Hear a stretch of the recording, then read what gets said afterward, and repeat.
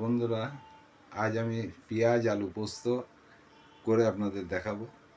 আপনারা নিশ্চয়ই সবাই করেন এবং নিশ্চয়ই ভালো করেন, কিন্তু আমি আমার মতো করে আজকে আপনাদের একটা রান্না করে দেখাবো।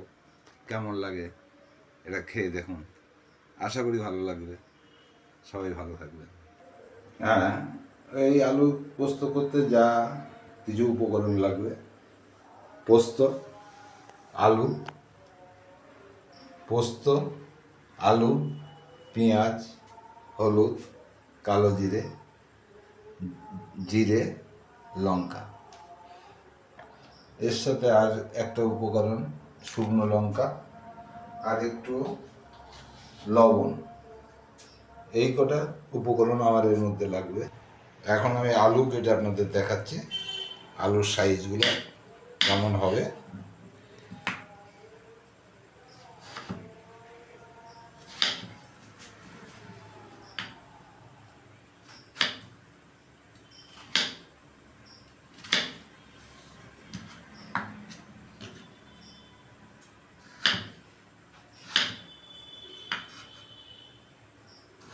ছোট বড় হয়ে গেল।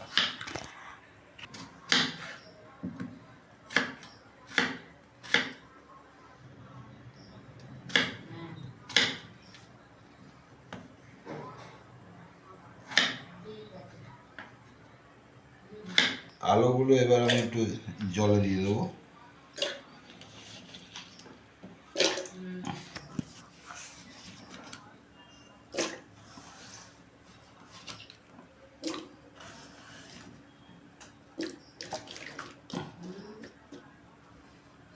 এই পোস্তটা আমি 1 ঘন্টা আগে ভিজিয়ে রেখেছি।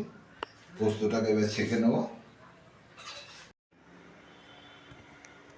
একটু এই পোস্তটাকে নিয়ে নিয়েছি, এর মধ্যে ভিজানো পোস্তটা। এবার একটু লবণ, অল্প একটু লবণ, দুটো কাঁচা লঙ্কা আর একটু জল, অল্প একটু জল দিয়ে আমি এটাকে পেস্ট করে নেব। ছেড়ে দেখুন পোস্তটা কত সুন্দর মিহি হয়ে গেছে। একটু ভিজিয়ে রাখলে সব থেকে ভালো হয়, যার জন্য আমি একটু ভিজিয়ে রেখেছি 1 ঘন্টা আগে।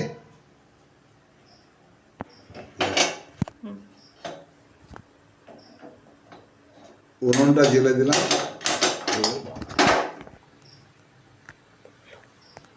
একটু তেল দিয়ে নিচ্ছি। এবার সর্ষের তেলটা দিয়ে নিই।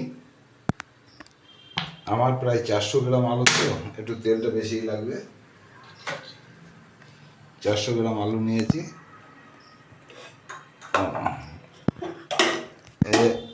এবার একটু কালো জিরে,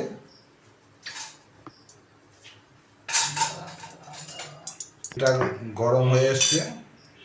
এবার দুটো শুকনো লঙ্কা ভেঙে দিলাম, একটু কালো জিরে আর একটু গোটা জিরে।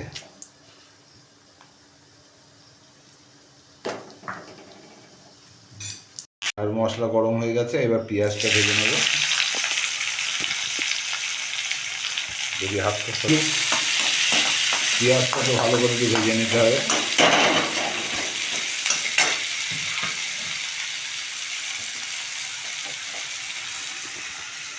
হাই ফ্লেমে ভাজা যাবে পেঁয়াজটা।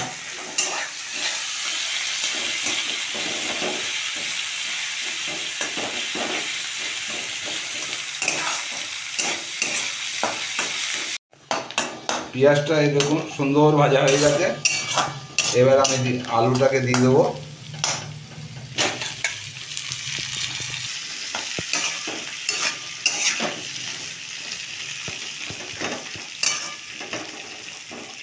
একটু তেল একটু লবণ হালকা করে দিয়ে দিই। পোস্তর সময় লঙ্কা লবণ দেওয়া আছে, এখন আবার একটু দিয়ে দিই। এবার একটু হলুদ, দিয়ে দিলাম।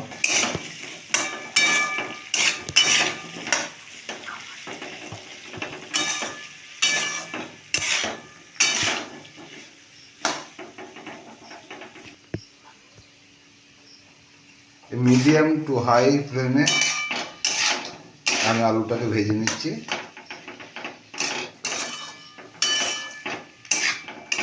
দেখুন আমার আলুটা প্রায় ভাজা হয়ে গেছে। এই 7-8 মিনিট ধরে ভাজলাম। এবার পোস্তটাকে দিয়ে দেবো এর মধ্যে।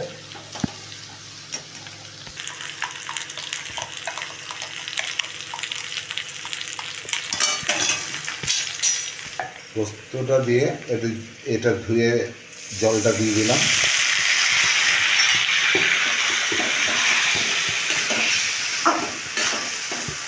এটা কয়েক মিনিট 2-3 মিনিট একটু কষে নেবো ভালো করে।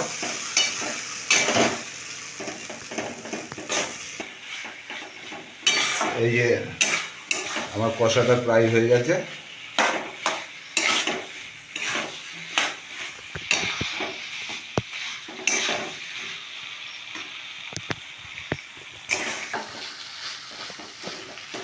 দেখুন কষাটা হয়েই গেছে প্রায়। অল্প একটু আরও একটু কষবো।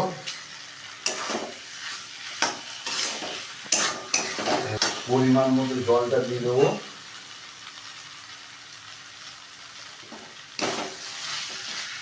পরিমাণ মতো জলটা দিয়ে এবার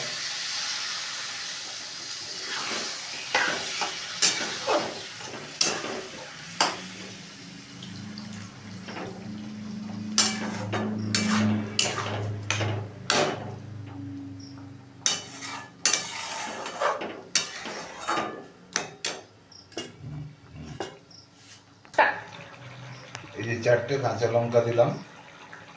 আর স্বাদ টেস্ট ব্যালেন্সের জন্যে অল্প একটু চিনি দিয়ে দিলাম। আর যাদের ডায়াবেটিস আছে তারা চিনিটা নাও দিতে পারেন।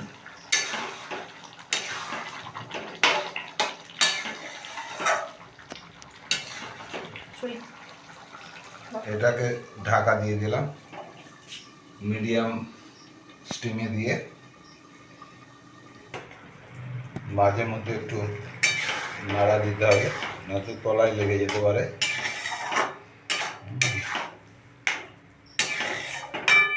নাড়া দিয়ে আবার একটু ঢেকে দেব।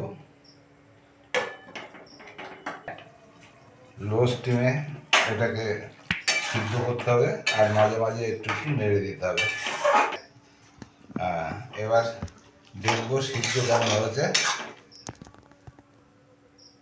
বয়েলটা খুব সুন্দর বয়েল হয়ে গেছে। দেখুন আলুগুলো একদম গলে গেছে। এবার আমি উনুনটা বন্ধ করে দিলাম।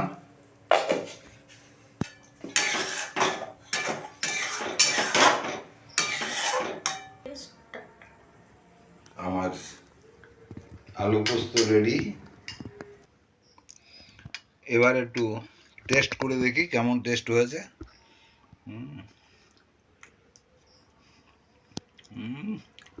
অসাধারণ হচ্ছে, অসাধারণ।